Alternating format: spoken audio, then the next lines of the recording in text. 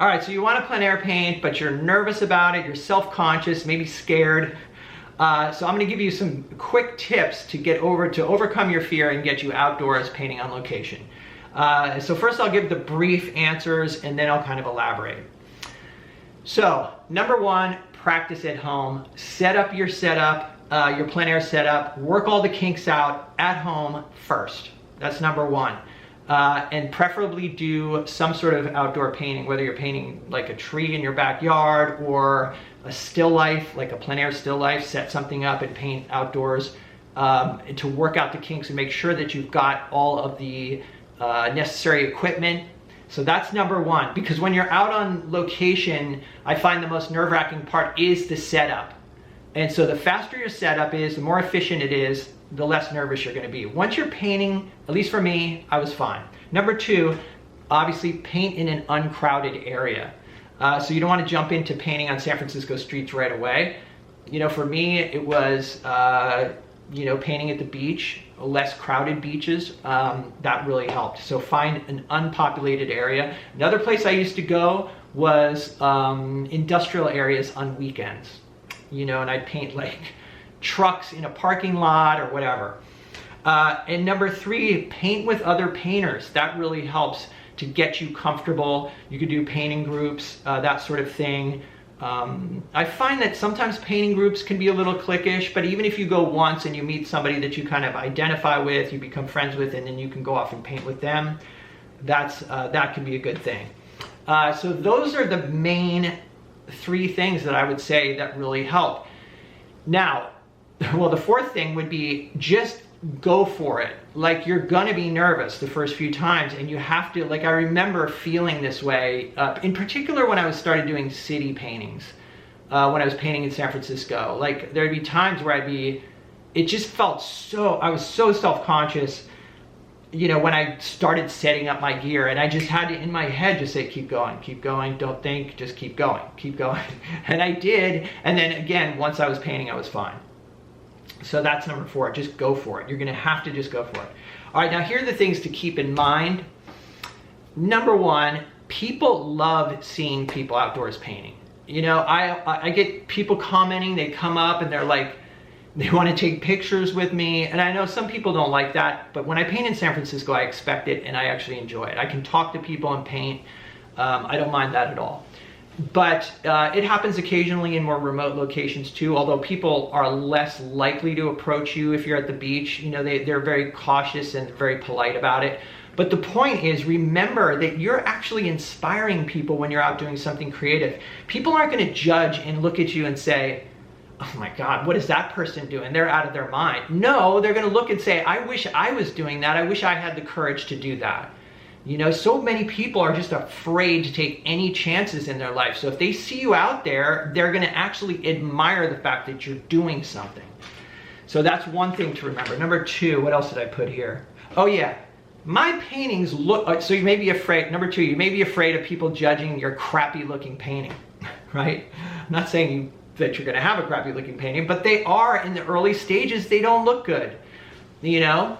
And most of the people, like, mine are just, you know, I mean, my scrubbings are getting better, but, you know, a lot of times, like, for the average person, they don't know anything about art, and they're just going to see this thing, it's all wet, and there's glare on it, and it just looks messy. Even if that painting turns out really well at the end, it's going to go through all kinds of phases along the way. Just don't even think about it. Don't worry about somebody judging your painting. Most people don't know anything about art. You know, they're just, like I said, excited to see you out there, you know, painting. So that's really it.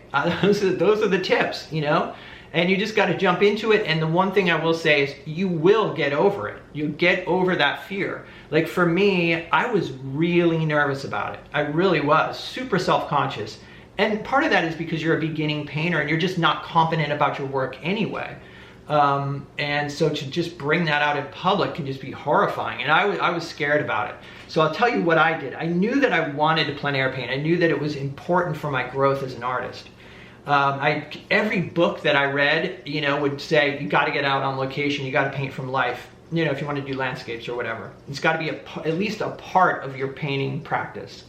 You know, even if it's just once a week, you got to get out there. You're going to grow so much faster than you would if you're just working from photographs. In fact, I would argue that you can't quite grow. If you only work from photographs, you're always going to be limited. Plein air painting, so much growth, so much knowledge that you'll gain through your experience that it just, there's no other way to get it. Okay, so now I'll tell you about my story of like overcoming it.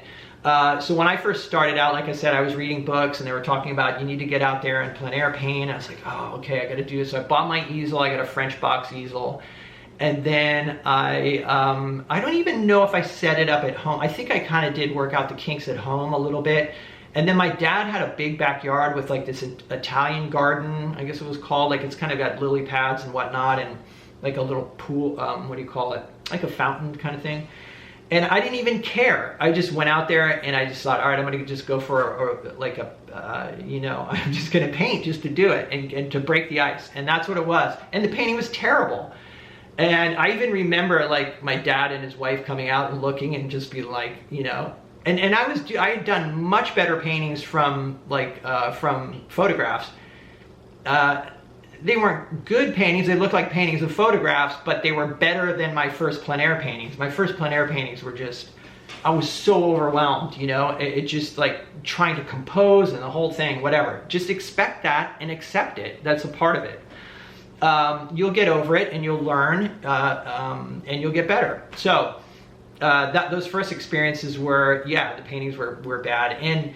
But I broke the ice at my dad's place, and then the next place I decided to go was over to Half Moon Bay, actually San Gregorio, which is a coastal town. We have the coast here from like say Half Moon Bay all the way down to Santa Cruz is like 50 plus miles of just desolate coastline. It's beautiful.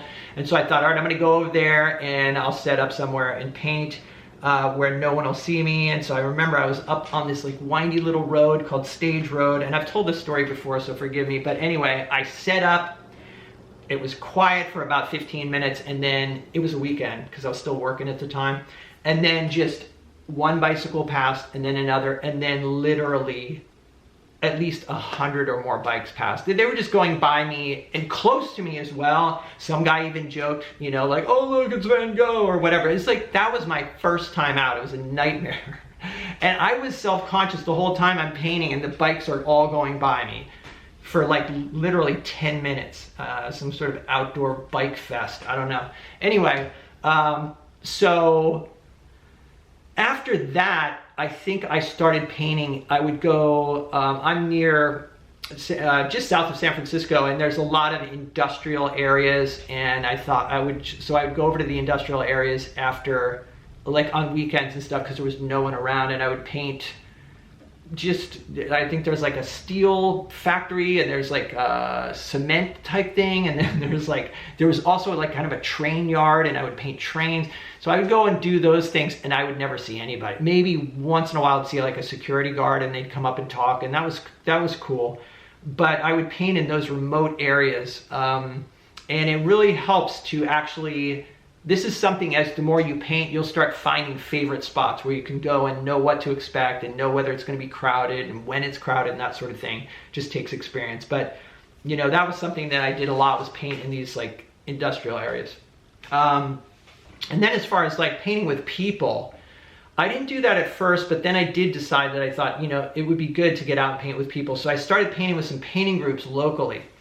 And it was like Peninsula Outdoor Painters, I think they were called.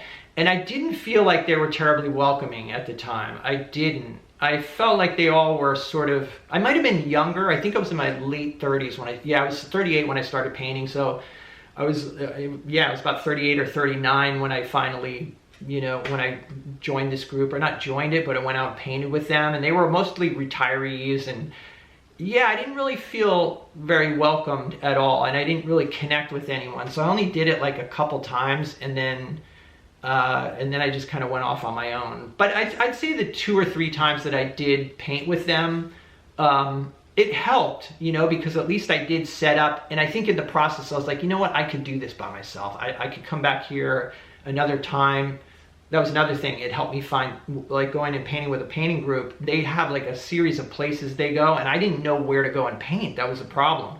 So by hanging out with them a little bit and then looking at their list of painting locations, I'm like, oh, I can go and explore these on my own. So that was cool.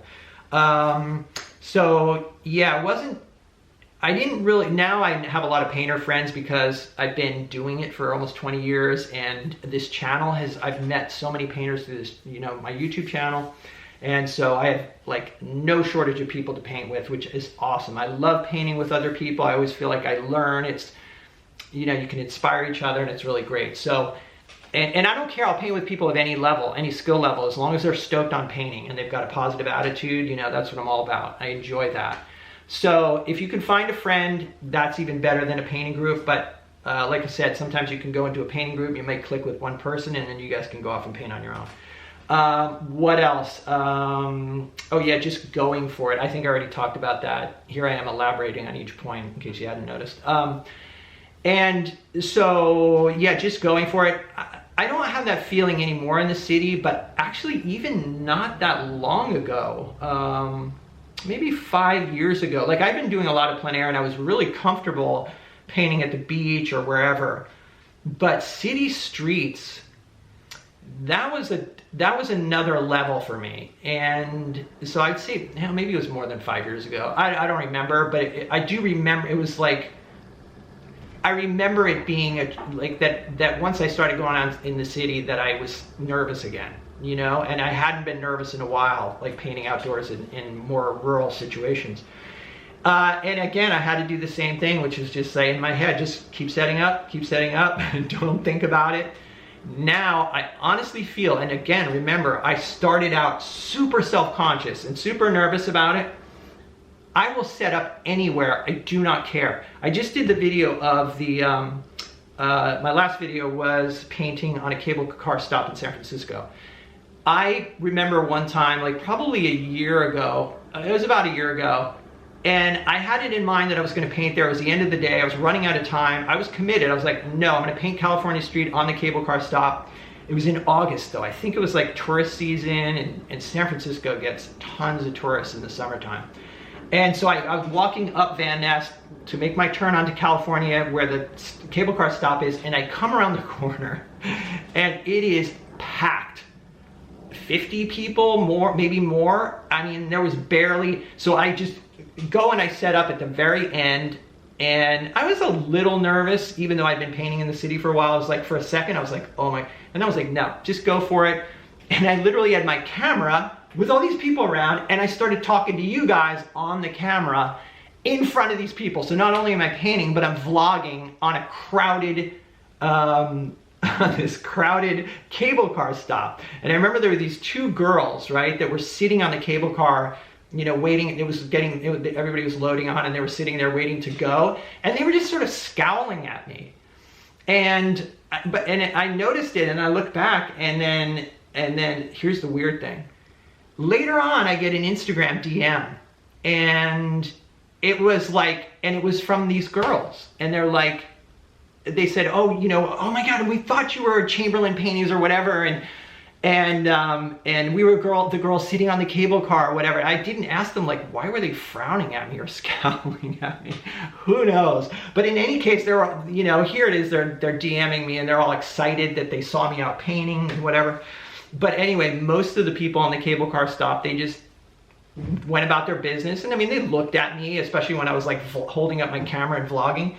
But who cares, right? Like, who cares? So, so that's it, just going for it. And then what else? Oh, so I'll talk about how excited people are, especially in the city, but also in like, say, at the beach and stuff. People come up and they're constantly like, so excited. They want to take pictures with, with me or with the, sometimes they want to hold the brush and pretend they're painting, whatever. The point is, it really inspires people creatively to maybe even do something creative in their life if they see you outdoors painting. And so the feedback I always get is super positive. I think in, 17 years of plein air painting, I think that I only had one negative interaction, and it was with somebody who was drunk, basically, and that was it, And so everybody else has been great. And that wasn't even in San Francisco. That was in the suburbs, which is kind of weird. And let's see, is there any other things I can elaborate? Yeah. Oh, painting's looking bad at first. And that's the interaction that I had. So, you know, I was just blocking in and everything was really loose, and I was painting some buildings. Sometimes you'll choose things and people are like, you know, maybe don't understand what you're after in your painting. But anyway, this woman, she was, you know, looked at what I was doing. She's like, why would you paint that? And like, it looks terrible or something. You know, it was just, that's it though. In 17 years, I can handle that. That's not too bad. So anyway, I hope this helps. If you're a painter and you have suggestions for beginning painters, put them in the comments down below. We can get a discussion going about this, because I know it's a really common fear and it is something you can overcome. You just got to push through it. Hopefully these things help. Like I said, let me know what you think in the comments. And also, I have a Patreon channel. That's what keeps me making these videos. So there's a Patreon link down below. I've got other videos on there. Other than that, stay creative, get outside, get out and do it. All right, that's it for me. All right, have a good one. I'll see you in the next video.